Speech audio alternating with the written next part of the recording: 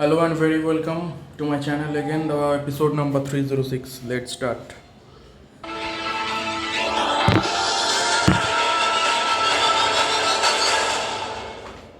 आदित्य वहां बैठा हुआ अभी भी अपनी मां की तरफ ही देख रहा था। उसके मन में बहुत सारी बातें चल रही थीं, लेकिन वो किसी भी बात को अपने मुंह से बाहर नहीं निकाल पा रहा था।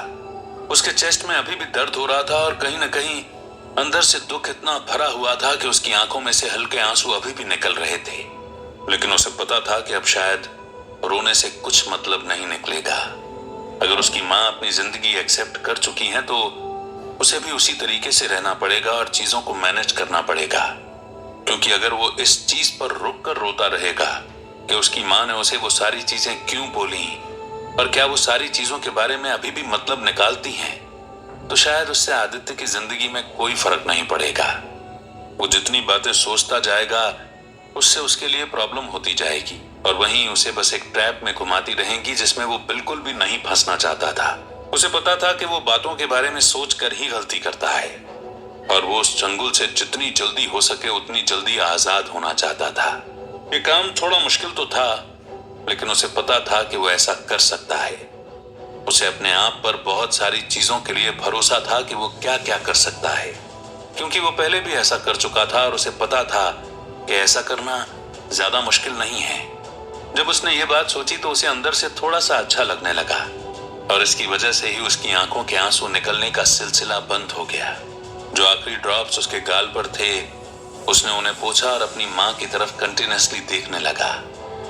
उसकी मां अभी भी उस पोर्ट्रेट की तरफ ही देख रही थी और उसे पता था कि इस बार जब वो उस तरफ देख रही हैं तो अपने मन में कुछ भी नेगेटिव नहीं सोच रही हैं, बल्कि अपनी लाइफ को उस तरह इमेजिन कर रही हैं जिस तरह वो पहले थी और शायद उन्हें डिस्टर्ब नहीं करना चाहिए। यही बात सोचकर वो उठकर वहां से जाने वाला था, लेकिन इतनी ही देर में उसकी मां ने उसका हाथ पकड़ लिया और तब आदित्य ने पलटकर उनकी तरफ देखा तो उसे वो ममता दिख गई जिसको वो तलाश रहा था। उनकी आंखों में आंसू थे और चेहरे पर इतनी मासूमियत जितनी वो बचपन से देखता आया था।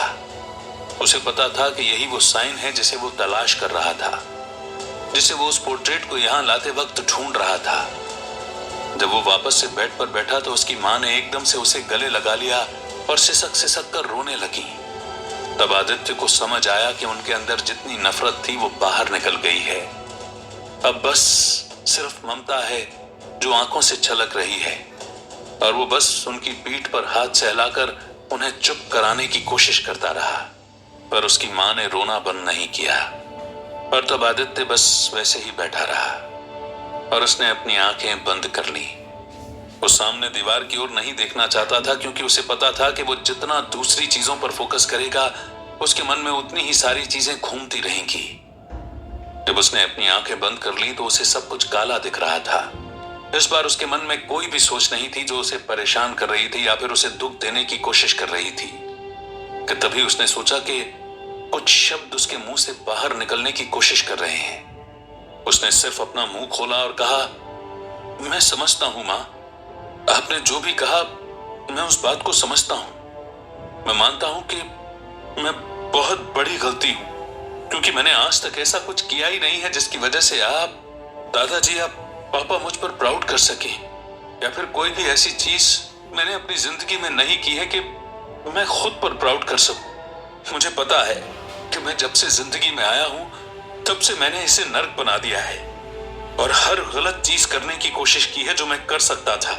पर आज मैं जब उन सारी चीजों के बारे में सोचता हूं तो मुझे बहुत बुरा लगता है, बहुत बुरा लगता है इस बात को सोचकर कि मैं अपनी जिंदगी में अब जब सारी चीजें सही करने की कोशिश कर रहा हूं तो मेरा परिवार मेरा साथ नहीं दे पा रहा, और चाहे मैं उन्हें कितना भी अपने साथ रखने की कोशिश करूं वो मेरे साथ नहीं रह पा रहे, क्योंकि उन्हें मुझ पर भरोसा नहीं है। मां, मैं आपकी हर एक बात समझता हूं, क्योंकि शायद मैंने अपनी जिंदगी में इतनी सारी गलतियां की हैं कि मैं उन्हें आज एनालाइज करने जा रहा हूं तो आंखों से आंसू बाहर आ जाते हैं, पर वो गलतियां ठीक नहीं हो पाती। आदित्य इतना कहकर रुक गया और इंतजार करने लगा कि जैसे उसकी मां कुछ कहेगी, लेकिन जब कोई रिस्पॉन्स नहीं आया तब उसने अपनी आंखें खोली और फिर सामने की दीवार की तरफ देखकर कहा, आपका दिल टूटा हुआ है और उसका दर्द जैसे मुझे हो रहा है। हमारे बीच में कोई डोर नहीं है माँ, लेकिन ऐसा लग रहा है कि जैसे मैं आपसे एक रिश्ते में बंधा हुआ हूं और जो भी दर्द आपको होता है वो मुझ तक आता रहता है। लेकिन मैं बस आपको दुखी देख सकता हूं और कुछ नहीं कर सकता। हर बार मैं कुछ करने जाता था तो शायद चीजें और बिगड़ जाती थी, इसीलिए मैं आपको यहाँ पर लेकर आया हूँ। आई नो कि आपको यहाँ पर आना पसंद नहीं था और शायद आपको ये जगह इतनी अच्छी भी नहीं लग रही हो, पर आप एक बात तो सोचिए कि अगर आप मेरे साथ रहेंगी तो मैं सारी चीजें सही कर दूंगा और फिर आपको अपनी गलती पर भी गुस्सा नहीं आएगा। उसके बाद आप भी सही से रह पाएंगी। मुझे पता है कि ऐसी चीजें करने में थोड़ा टाइम तो लगेगा, पर शायद हमारे पास अब टाइम के अलावा और कुछ है भी नहीं। हमें जितना चाहिए उतना टाइम हमारे पास अब बचा हुआ है। और फिर जैसा आपने कहा कि ये जिंदगी खत्म हो जाएगी तो अगला जन्म हमें मिले न मिले इसका भी तो कोई अंदाजा नहीं।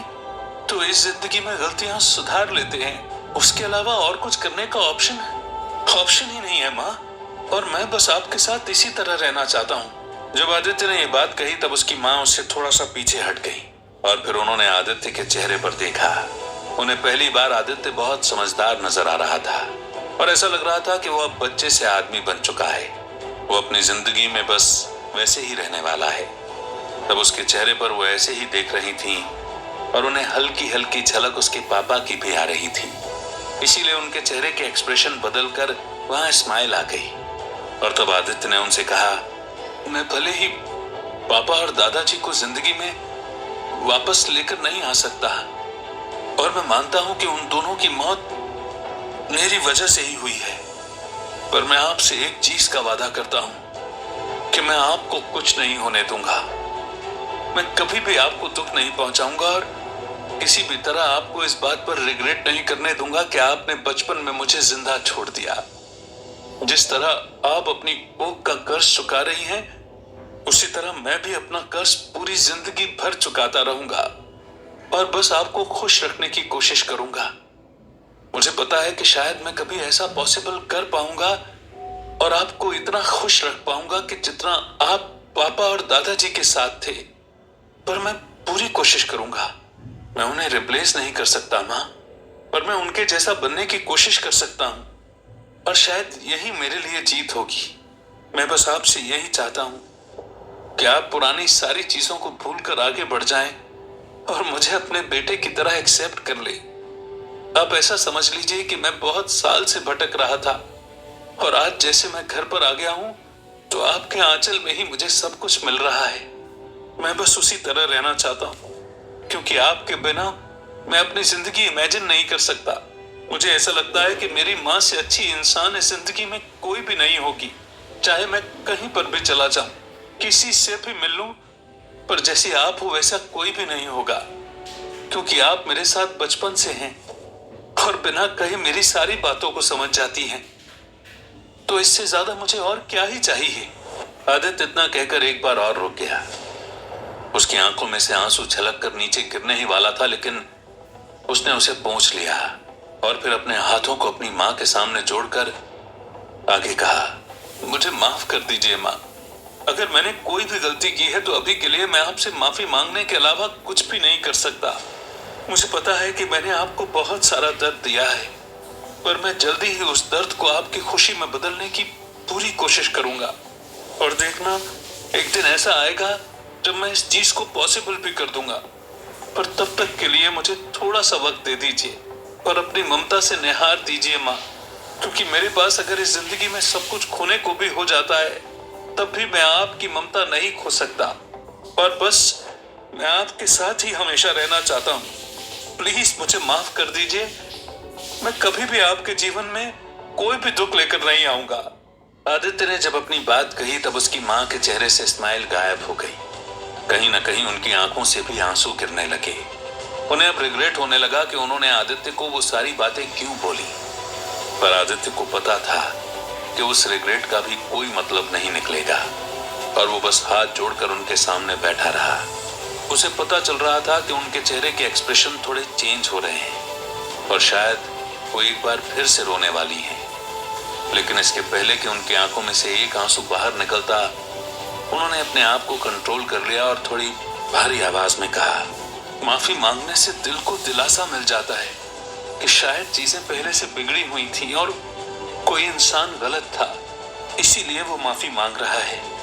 मैं इस बात को कह चुकी हूं कि तुम्हारी गलती थी, पर मैं तुम्हें कभी भी गलत इंसान नहीं मानती हूं, क्योंकि तुम्हारे अंदर मेरा हिस्सा भी है और तुम्हारे पापा का भी, और शायद वो हिस्सा कभी भी गलत नहीं हो सकता। मुझे पता है कि उस हिस्से को इस जिंदगी में ऊपर आने में थोड़ा सा टाइम लग गया, पर अब जब वो ऊपर आया है तो वो सारी चीजें सही कर देगा और मुझे उस पर पूरा भरोसा है। तुम बस अपनी जिंदगी में आगे बढ़ो और सही चीजें करते रहो ताकि सब खुश रहे। और मुझे पता है कि एक दिन ऐसा हो भी जाएगा। तुमने ये फोटो यहाँ पर टांग दिया, इसके लिए बहुत बहुत शुक्रिया आदित्य। मैं इस गिफ्ट को नहीं भूल पाऊंगी, पर शायद आज से ही मैं पूरी तरह से नॉर्मल हो जाऊंगी। मैं बस तुम्हारे साथ अपनी जिंदगी गुजारना चाहती हूँ, इससे ज्यादा अब मेरा कोई भी सपना नहीं है। जब माँ ने आदित्य से सपने की बात बोली तो उसे अपनी बात याद आ गई, जिसे वो पहले सोच रहा था कि इंसान सपने को पूरा करने की कोशिश करता है और वो अपनी माँ के सपने को साकार करने की कोशिश करेगा। जब उसने ये बात सोची तब उसके चेहरे पर स्माइल आ गई और उसने उनसे कहा, मैं अब अपनी जिंदगी के हर एक पल और हर एक दिन बस यही कोशिश करूंगा माँ कि मैं आपको खुश रख सकूं। आप उसकी चिंता मत कीजिए, मैं पूरी जी जान से कोशिश करूंगा और एक पल भी आपको दुखी नहीं होने दूंगा, पर लाकर दे दूंगा। आदित्य की माँ ने इतना सुनकर कुछ नहीं कहा और बस गर्दन हिलाकर उसे रिस्पॉन्स दे दिया। तब आदित्य अपनी जगह पर से स्माइल करता हुआ खड़ा हुआ और फिर एक गहरी सांस लेकर उसने गेट की तरफ बढ़कर उसे खोला और वहां से बाहर निकल गया।